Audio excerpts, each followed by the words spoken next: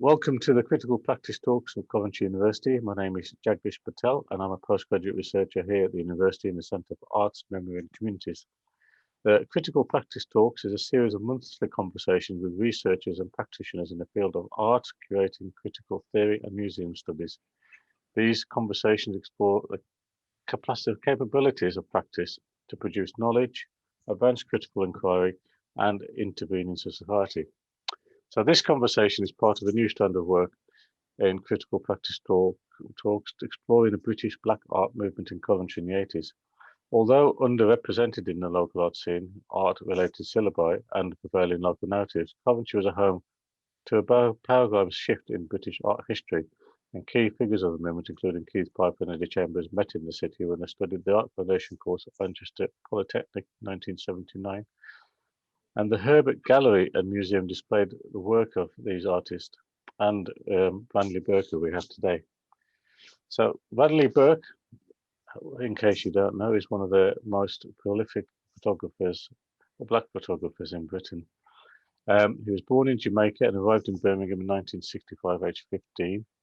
And here he began photographing the lives and experiences of the African Caribbean community in the city and the region, and over 4 decades, his iconic images have been captured the evolving cultural landscape across the West Midlands.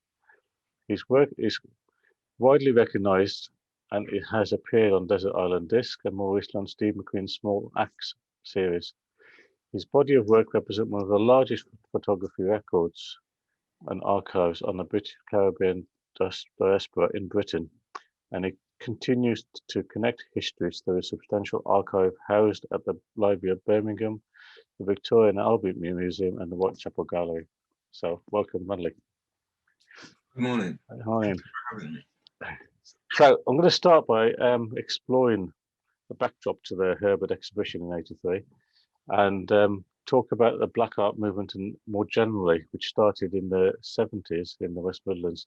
So, for people who don't know, I want you to sort of set the scene by explaining what it was like growing up or being in the Midlands in that time. Well, we, as a younger generation, who had, if you like, I refer to as the people who were left behind at the Windrush while the family were coming here to establish roots. We were yearning for information of what England was like, but having got here, we met upon all the Caribbean islanders from throughout the Caribbean and some from Africa. So we were able to mingle as a group of people. And the only thing we had in common was, if you like, our color, our culture. And so we were not being represented, not treated well within the community. So it was a case of having to establish institutions that would redress some of the problems that we were encountering. So there were political groups, around the place. There were arts and cultural groups. There were meetings, the discussions. Some of these took it to, different level. For example, in the churches, you find church groups, black church groups starting to develop.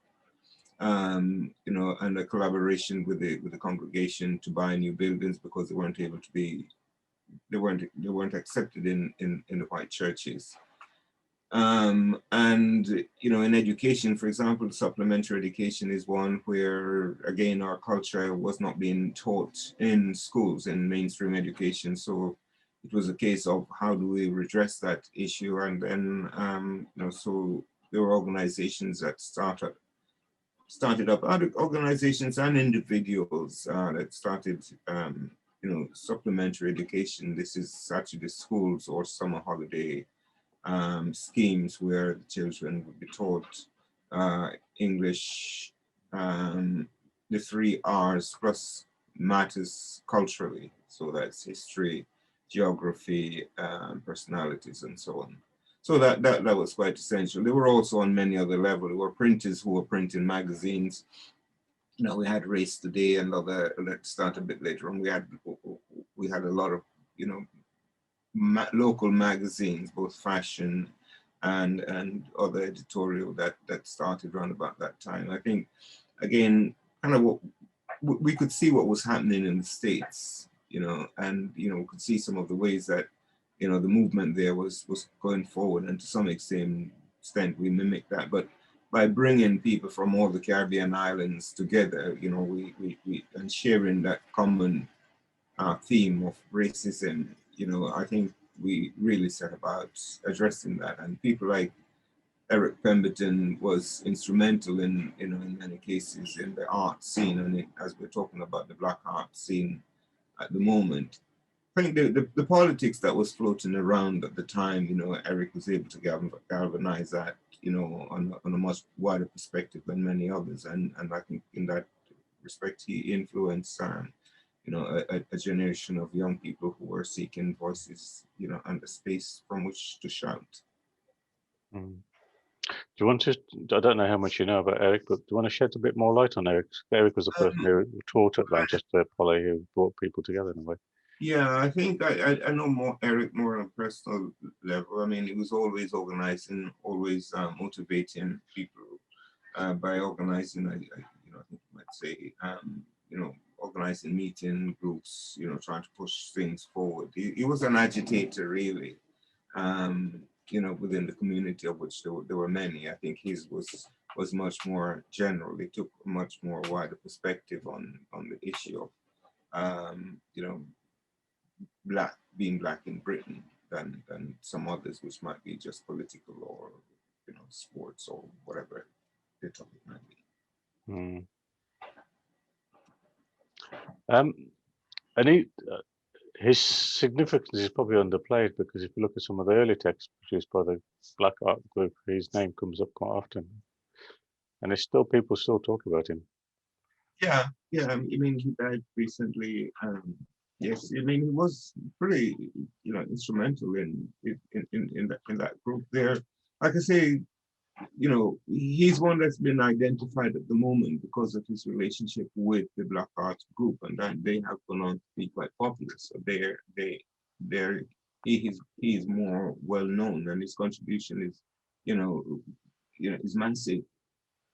You know, not just in the art scene, but as I said, there were others who were involved in the process of educating, archiving, remembering, and accepting, you know, the information to a wider community. You know, the supplementary education, the self-help organization that organize things like African self-help organization, African self-help organization that, you know, organize the African Liberation Day, which is about mass movement of people around the city, around the country, and, you know, with different national and international speakers, you know, engaged in that. Eric, you know, was influencing, you know, that movement as well, and he was also being influenced by that movement as well. So it was a collective of things. But Eric, you know, and his dynamism, you know, I think stood out more primarily because of the success of it. Mm. And that's not to take anything away from him. You know, don't get me wrong. He has his contribution is, you know, beyond that massive.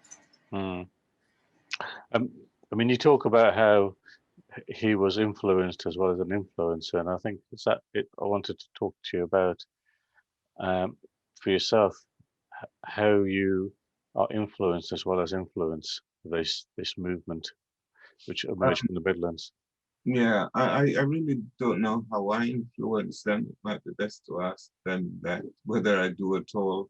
I was very conscious from, you know, before I started. It was being conscious of the politics around us that made me want to document, you know, our experience here, and archive this experience. I'm talking going way back from, I remember hearing the story of you know, the Morant Day Rebellion, and the way people, you know, hid in caves in my, you know, in my district. I remember thinking I'd love to find some of these caves and some of these relics, you know, and I wasn't 10 years as yet, you know, so coming to England here, it was quite good for me to, um, you know, to start asking those questions. Where have all these people gone, and where have they been? How have they been received? And that was quite evident around me, that we were received quite poorly, you know, and so we were able to unite ourselves, you know, in groups, I think these groups that, went about, addressing some of the racial, cultural, and other historical issues that has, blighted us over the years. Mm. Um, I don't know if I've influenced people, but that's what I drew on, if you like, to create the body of work that I did. We were seeing pretty negative headline in the newspapers. The frequent ones are, no blacks, no Irish, no dogs. Racism on the street. Jobs of white only. Later on with the National Front, BNP, and all of that. So we were constantly meeting and facing these, and then there were the subtle institutionalized racism which exists beyond that. So you go for housing and you find that you put in poor housing, or you would go for jobs, and the more lucrative jobs you wouldn't get. So there are all of these issues, and it's normally when that all of that comes to a fore that you get the disturbances as we have from time to time. Only some of the voice that seems to carry any weight, unfortunately. And when we have a situation like the riots of '81 and in London and Liverpool, and '85 in Birmingham here, those are the events which shockingly are a result of the racism that we encounter, and our ability to, if you like, to counteract that is normally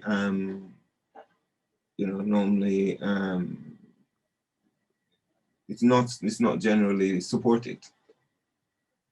So consequently, what you find is you're fighting a losing battle, and then nothing happens until you get the next stones are thrown, or the buildings burned, or persons died, that you get, it's almost like the noose around your neck loosens a little bit, until next time it happens again, and it repeats, and so on. But in between the events of '81, which is, the Brixton riots and New Cross, and the '85 Handels riots, Herbert put on this exhibition from the Black Art Movement, and I just wondered what do you remember some of the reactions, or how it was accepted at the time?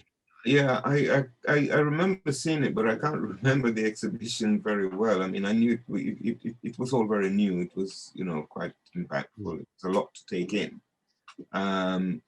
Even for me who was practicing.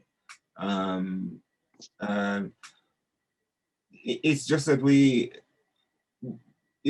what was happening before that is you find a group of artists, they'll be practicing out of their bedrooms. If you're pretty adventurous, you might have a bigger space than most people, but they were never in studios and so on, and although we're people who had gone through the educational system, we didn't see them. They didn't join a group and formulate a group and was articulating some of our concerns so graphically, especially the link with Africa, so it was quite interesting to see that, and the marks they were making on the size of the work that they were producing, it was all very bold. Some of the work on old sacking, like Crocus Bag, and for me that goes back so many years, history. So yeah, for me that was quite good. I think I didn't hear a buzz about it in the Black community. I think it's primarily because of the group of people that I was moving in. They weren't necessarily people who would go and have a look at that material. I'm talking about the ordinary people. From artist friends, of course, you get a buzz from that, and there was a conversation going on. But from the average person, there was very little at the time. But it's lasted in time, and now there is a huge buzz about it. It's quite, that movement is becoming quite more and more important to people's lives. Yes, I think as time goes on, it's important to see, as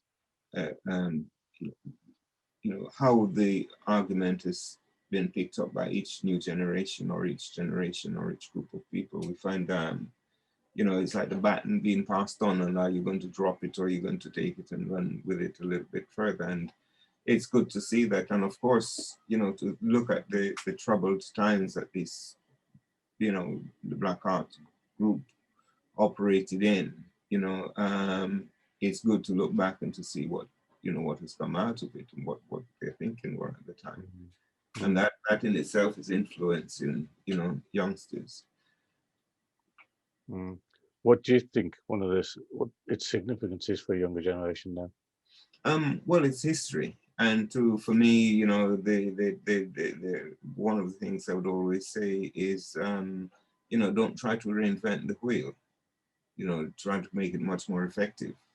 You know, rather than you feel that you have to devise a new concept of telling the story, use what material and processes there are at the moment, and you know, then you know, once you feel comfortable and confident in where you are, you can do pretty well anything you want to. But in the meantime, just, you know, have a good look, know your politics, get to know what's happening around you, choose your agenda. You know, sometimes we loosely go out there and throw ourselves at the wind and hope that we'll be blown on fertile ground, and I don't think that that is sufficient. You know, the argument we have, you know, through our art is quite important statement that as young people we are making. It's about your observation and your desire, you know, for a changed environment. So, you know, I think, first of all, what would I say to students? Get rid of your TV. You know, that's the first one. It robs you of time. It's a great seducer. Really, just get rid of your TV or limit your TV watching to one night a week, and you know, start reading and visiting galleries, looking to people and listening to, you know, conversation. Find your politics, you know, and be confident about yourselves. That's a big start. Then you find your material. The material will find you, really. You know, I mean, you might pick up a guitar and it's no good. You can't play the tune, or the voice isn't quite good. But at the same time, you know, you can pick up some old rusty nails and they speak volumes to you, and you can use those material, you know, to tell your story. And you took up the camera. Yeah, I did, yes. And you have a very clear vision on how your work needs to be seen by the community. I don't know if you want to expand on some of that. Yeah, you know, I think I have a clear vision what I wanted to do, which was to document the lives and experience of African Caribbean as they struggle to establish themselves, as you said in the opening. And I felt it was a struggle because we weren't on particularly fertile ground. And I've found recently an analogy that works best from my experience of working on the allotment. We have a situation where the allotment was disturbed, the soil was disturbed for some time, and I think the allotments were redrawn, and in the process of making our previous history of the space, we found that the soil is really compacted. And there's this, you know, if you go down like 6 inches, you know, in the ground, it's you might just about make it, but beyond that, it's really compact. And that compact nature of the soil for me is like us digging through the racism that we encounter each time. Just when you think, you know, you can grow something in the soil, you know, you realize that it's compacted with, you know, these racist, you know, objects that you have to penetrate or move aside in order to get the soil that you need to grow. For me, that analogy is you know, seems to work very well as to what we as a people here have to do to get through. I mean, having said that, I've started, oh yes, my camera. So I got the camera, and I was still living in Jamaica, and it was in one of the many parcels I'd received, and I wanted to tell the story when I came to England of how we lived here. And you know, it was always to tell our story, really, or to retain or to document the story to such you know, and hold it onto such a point when the generations who have lived the experience are able to use that material.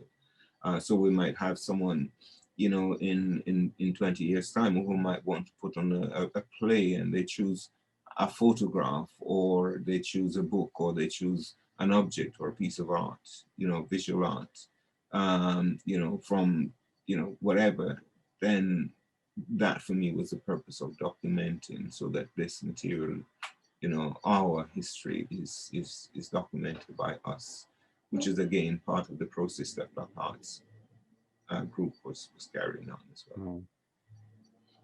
Well, one of the things that comes through clearly through the movement is the desire to develop a autonomous Black art movement. Mm. And I just wondered, in that light, what the relationship between the Black artist, the community, and place institutions like Lanchester Poly and Herbert were like around that time. I think our relationship with the university, I think, would have been, I think, pretty much the same as many other groups. I mean, people would have gone to see the exhibitions, there, but it would have been mainly friends and perhaps family. In its initial stage. It's not until later on when there was some exposure, that people started looking at, this is a new piece of work. And, it took years, I think, for the average person to pick this piece up and, and say, because a lot of the older generation, this is the older generation, they're not really into this, much expression of themselves. They don't go too deep. There's a tendency to be quite, they give you the answer they think you want to hear. So that if you take them to a gallery like this, they're going to be coming out quite struggled as to why it's a bit difficult, because their perception of art has changed. The younger generation, that picked this sort of imagery and cultural representation. There was the drumming, there was the band, steel band, and there were the new formed reggae bands that were coming into play. Guys were always practicing. There were the sound, the changes in the music in the dance hall. The stories were being told. Poetry were being told in classrooms and various places when people got together. I mean, what would happen in those days prior to or around the same time is the education, primarily way of getting involved with local artists, was to put on an event where you would have, Black artists. They would be given a title, and a few loose panels would be put up in the school hall. A space would be found, and you would be asked to put up an exhibition there. And then, the person who does tie-dye might be asked to do something on the other side. There might be some cooking, and a few other bits and pieces. There might be a poet. And so on. And so all of this would happen in this one day. And that was our only form of expression. Galleries weren't taking your work, and, they weren't serious, really. Mm. And I'm sure, Black Artists Group found it difficult, to have that. And I think it's when you start put your work in places that were, where the work gets seen, where people start to pick up on it, and the quality of the work and the statements that's been made. I think it's only then that, the institutions kind of feel a little bit left out, and then they feel obliged to include the work in the institutions. Mm. And I think there is that, when people talk about successful Black artists, there is that nurturing that happens at the community level that isn't talked about. I think that's vital. For me, that is vital. It's the way in which I continue working. I've been taking photographs, and it's only recently I'm kind of forced to look at what I've been doing a little bit closer. And I sort of incorporate the archiving as part of my work as well, although I wouldn't do so prior to that. But I think they work hand in hand in that the image, if you like, are about people, their living, their lifestyle, and the objects are about, the things they use to make that lifestyle work, effectively for them. So we have things in the house, paraffin lamps and books and pieces of papers, receipts, sewing machines, hats, you name it. These are objects, if you like, for me, which retain so much of the information about the people who use them, while they live in this geographic space. But this geographic space is also replicated at different places, industrial cities around Britain. I don't know if you want to talk a bit more about what not just the cultural scene, what about them in Coventry and the Midlands. But one of the issues I suppose that's worth mentioning is when you talk about industry. I mean, there was in the early 80s there was a mass migration out of cities like Coventry because about a third of its industrial base just disappeared within 2 years. And there was this landscape in the Midlands in that period of time, as well as the issues faced within Black communities. And that's worth, I don't know if you want to talk about that general feeling in that time. I suppose captured by the two-tone and ghost tone. Yeah, it was. But I mean, the whole industry, people came primarily to work in the industries, so in the inner cities. Most of them, one would arrive and the other one would follow that one. If they're family, and because two people, news go back of the, what life is like there, then another might choose to come, and you find like groups of people from a particular district or area will move to a particular city. Birmingham is a lot of Jamaican. I think there are a lot of I think people from St. Kitts, if I'm mistaken, in Leeds. There are a lot of Barbadian in London because of a lot of them were contracted to work on the underground railways and the railroads and so on. So they're different in Wolverhampton. I think more people from a particular area in Jamaica as well. So they're different parts of the city, and they came here, having been invited, and to improve their lot. And not all of them came in poverty, or as you say, £5 in the back pocket. A lot of them came with funds. They chose to live here. Immigration had been taking place before. I think a lot of the so-called influx of people, or the point of which migration might have from these countries might have increased, is normally when the government decides it's going to change the law relating to immigration from that part of the world. So a lot of people feel the need to bring their family and friends in before the law is changed. So that's a big part of it. But they came here to work and to clean up this space. They came to do the jobs that others weren't doing. They came here to improve their lot and to return after 5 years. Theirs was not to stay in Britain, really. It was to improve their lot, to return and establish themselves again. But quite a few of them, as you can see, we're still here. I mean, you're right. It was a mixed demography of people. I mean, an exciting thing about Birmingham you get at that time is you have people like Eric and others involved in the supplementary schools system. You have the artists, but you also have the intellectuals like Stuart Hall and Paul Royal at Birmingham. And it was the conversations that everyone had together was probably quite a big buzzing, vibrant scene. Yes, I mean, yes, there was a big buzz in the 80s, definitely. We met people, at exhibitions, at these functions. There was, there are these arts council initiatives as well that would sometimes bring people together.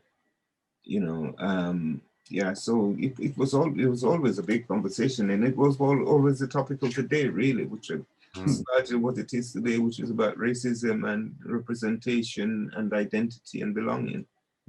Really.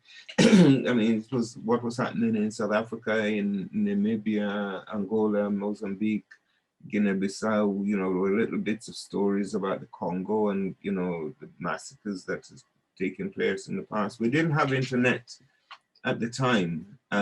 So whatever information was claimed was, passed around. But somehow, you sort of need a second proof because you've been told constantly that you're of no value. So why should you believe it when, you hear that they were, black pharaohs? It's almost like you don't, all black people invented this or that.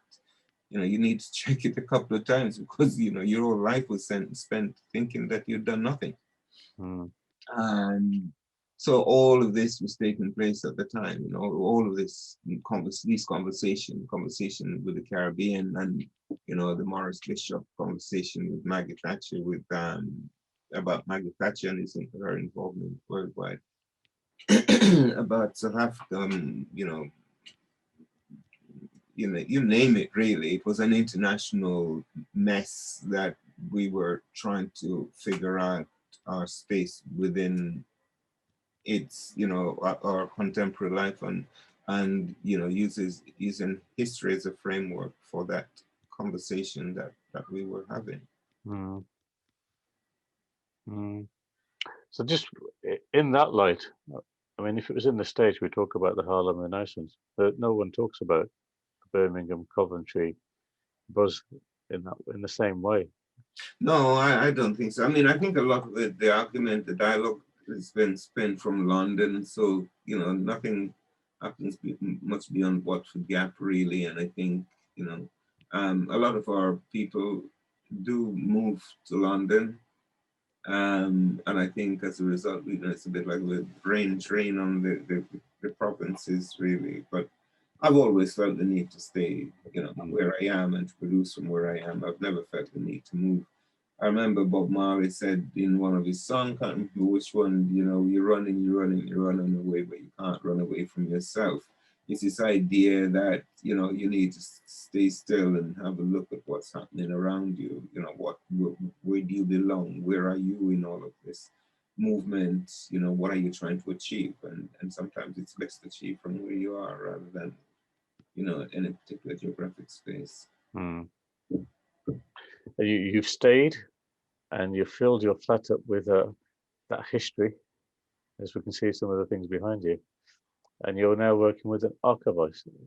Yes, yes. I mean, I am working with an archivist to archive some of my negatives, and we're hoping to put some of the objects, that are relevant to the negatives, with some of these. It's created database that enable the images to be used much more effectively, really.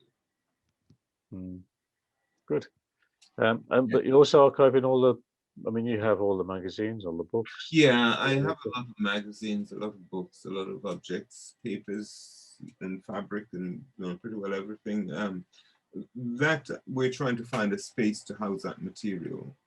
We believe very strongly that that should be similar to the Schomburg in New York, in that it is part of the library system, but it is administered by Black people, the people who are represented in the work. And yeah, so we're looking at engaging with few, we're not quite sure yet. We don't have any go ahead, but we're looking at working with a few people on trying to find a space to house that material.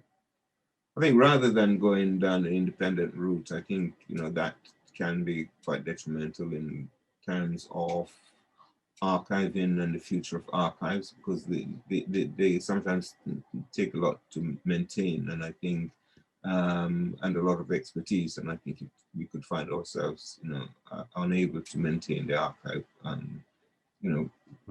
within a few years, and I think it's best in that sense. And in any case, we pay our taxes as well. We just need to have a little share of it and a say in it.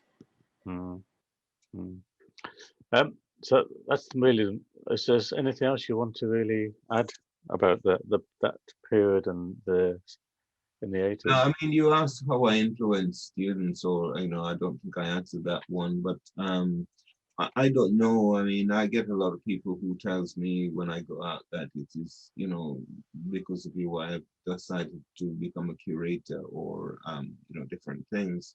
And it's, I, I, I, when that happens, I believe the work is doing what I intended it to do.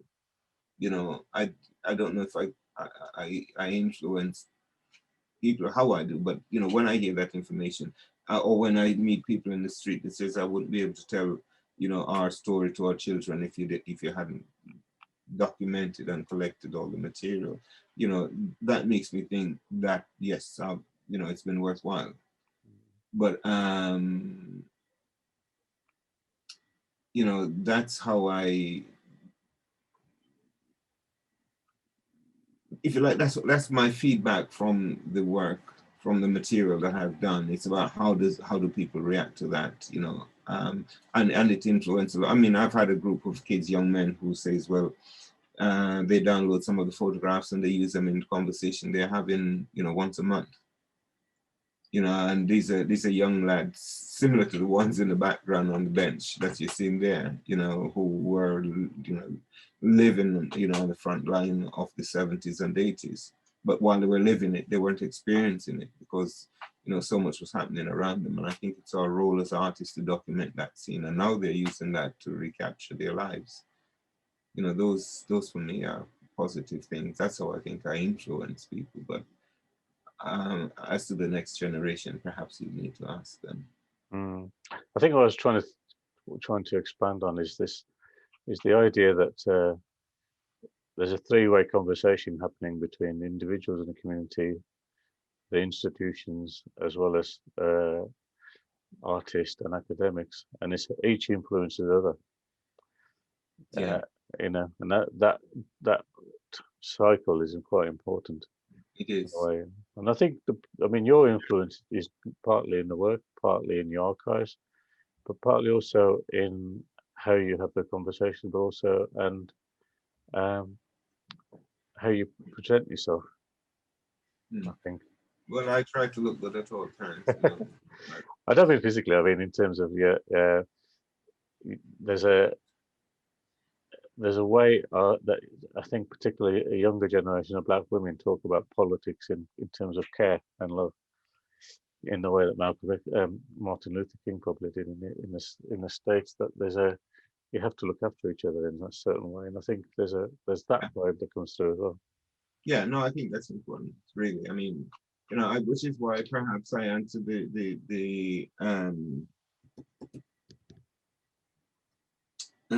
questions about personalities in and their influences in, you know, Eric Pembleton and so on, and their influence within the black community and in particular on the arts. I think, you know, there is no one. There's one. We will have one spokesman, but he or she spokesperson, but he or she is influenced by many around them.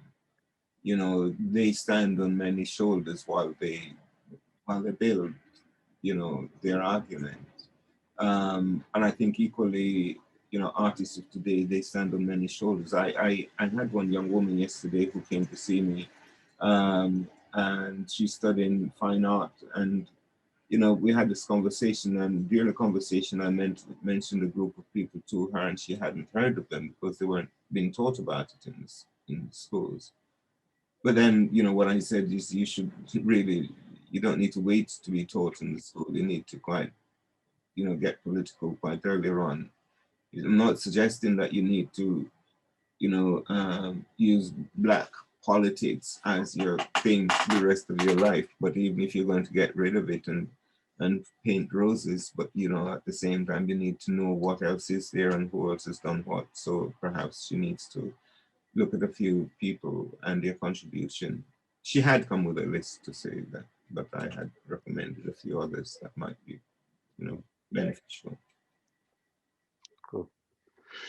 Good. That's it then. Thank you today. You're welcome.